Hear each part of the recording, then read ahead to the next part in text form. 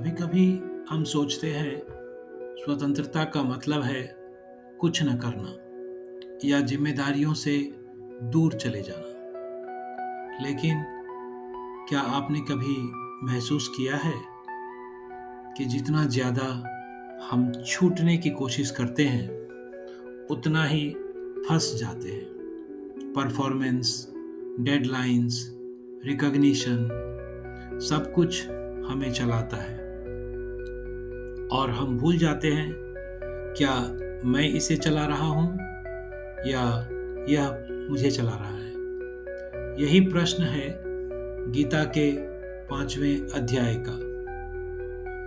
क्या मैं कर्म में फंसा हूँ या कर्म मेरे माध्यम से बह रहा है। अर्जुन कृष्ण से पूछता है कौन सा मार्ग बेहतर है, त्याग या कर्म। और कृष्ण मुस्कुराते हैं। दोनों मार्ग एक ही स्वतंत्रता की ओर ले जाते हैं, फर्क केवल दृष्टि का है। यह बात आज के कॉरपोरेट लाइफ में भी उतना ही सच है। कुछ लोग कहते हैं मैं सब छोड़ देना चाहता हूँ, बहुत थक गया हूँ। कुछ कहते हैं मैं अपने काम में शांति कैसे पा सकता हूँ। कृष्ण का उत्तर है भागने की नहीं, बदलने की बात करो। जब काम बोझ लगता है तो क्या मैं अपने काम को बदलना चाहता हूँ या अपने देखने के तरीके को। आज अपने भीतर पूछिए, क्या मैं जिम्मेदारी से भाग रहा हूँ या उसे अधिक सजगता से निभा सकता हूँ। गीता का नॉन अटैचमेंट उदासीनता नहीं है, यह एक जागरूक संलग्नता है। ऐसा नहीं कि आप केयर न करें, बल्कि ऐसा केयर जिसमें ओनरशिप नहीं, सर्विस हो। सोचिए, एक लीडर अपने प्रोजेक्ट में पूरी एनर्जी से जुटा है। वह हर डिटेल देखता है, टीम को इंस्पायर करता है, पर अगर आउटकम उम्मीद के अनुसार नहीं होता तो वह टूटता नहीं, वह सीखता है और फिर सहजता से अगले कदम पर बढ़ता है। क्या आपने कभी ऐसा प्रोजेक्ट संभाला जहां आउटकम वैसा नहीं हुआ, फिर भी आपने अपने भीतर शांति महसूस की? आप उस समय क्या अलग कर रहे थे? आधुनिक जीवन में हम अपनी पहचान को अपने रोल से जोड़ देते हैं। मैं डायरेक्टर हूँ, फाउंडर हूँ, फला हूँ, और जैसे ही वो रोल हिलता है पीस भी चली जाती है। कृष्ण कहते हैं जो सच्चा कर्मयोगी है वह न सफलता में हर्षित होता है और न असफलता में निराश। वह अपना काम पूरी लगन से करता है पर भीतर शांत रहता है। अपने दिन का सबसे व्यस्त क्षण याद कीजिए, जब दबाव, टारगेट्स और अर्जेंसी सब एक साथ थे। अगर उसी क्षण आप भीतर से शांत होते, आपकी क्लैरिटी कैसी होती? आपका कौन सा एक डिसीजन अलग होता या आप अलग लेते? कुछ समय पहले मैंने एक एग्जीक्यूटिव को कोच किया। वो बोले मैं हर दिन बहुत काम करता हूँ पर अब वो पैशन नहीं रहा, बस आदत सी रह गई है। हमने सिर्फ एक प्रश्न पर काम किया, अगर आप काम को सेवा की भावना से करें, ओनरशिप से नहीं, तो क्या बदलेगा।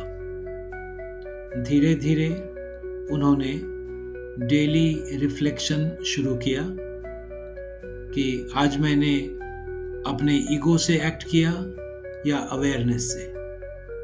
कुछ महीनों में वही काम इफर्टलेस लगने लगा, वही टीम, वही चैलेंजेस, पर भीतर में शांति।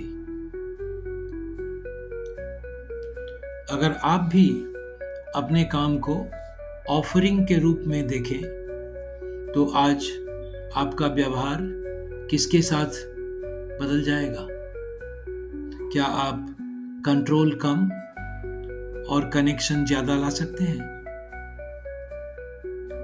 कृष्ण कहते हैं, कर्म करो पर कर्म के परिणाम से मुक्त रहो। आधुनिक नेतृत्व में इसे हम क्लैरिटी लूप कह सकते हैं। 4 कदम जो हमें कर्मयोग की ओर ले जाते हैं। इंटेंट, धर्म, मैं यह क्यों कर रहा हूं, यह किसकी सेवा है। इंगेज, डिसिप्लिन, पूरे मन से बिना डिस्ट्रैक्शन के काम करना। रिफ्लेक्ट, अवेयरनेस, दिन के अंत में ये पूछना कि मैंने ईगो से काम किया या क्लैरिटी से। लेट गो, डिटैचमेंट, परिणाम को स्वीकार कर आगे बढ़ना। इन चारों में से कौन सा कदम आपके लिए सबसे चुनौतीपूर्ण है। इंटेंट, इंगेजमेंट, रिफ्लेक्शन या लेटिंग गो। आप उसे छोटे डेली प्रैक्टिस में कैसे बदल सकते हैं। कई एग्जीक्यूटिव्स पूछते हैं कि हम रिजल्ट से डिटैच्ड हो जाएं तो अकाउंटेबिलिटी कहाँ रहेगा। उत्तर है, अकाउंटेबिलिटी रहती है पर गिल्ट और ओवर कंट्रोल चला जाता है। जवाबदेही के साथ अनासक्ति, यही मैच्योर लीडरशिप का सूत्र है। जब आप अपनी टीम को फीडबैक देते हैं, क्या आप कंट्रोल से बोलते हैं या क्लैरिटी से। क्या आप सुधार चाहते हैं या सिद्धि। जब क्लैरिटी होती है तो एक्शन में करुणा आती है। जब करुणा होती है तो संगठन में जागरूकता आती है। गीता कहती है, सच्चा योगी वही है जो कर्म में भी शांत और शांति में भी कर्मशील रहे। यही नेतृत्व की पराकाष्ठा है। बाहर से व्यस्त, भीतर निश्चल, स्टिल। वही व्यक्ति सबसे प्रभावी बनता है क्योंकि उसका हर कार्य क्लैरिटी से निकलता है, अर्जेंसी से नहीं। आप कौन सा एक कार्य अवेयरनेस से करेंगे जो पहले आदत से करते थे। मैं हूं किशोर कुमार ठाकुर और आप सुन रहे थे Bhagavad Gita for corporate wisdom 5वां अध्याय। अगली बार हम अध्याय 6 में जानेंगे आत्मनियंत्रण और स्थिरता का विज्ञान, द योग ऑफ मेडिटेशन। तब तक कर्म करते रहिए और परिणाम से मुक्त रहिए। धन्यवाद।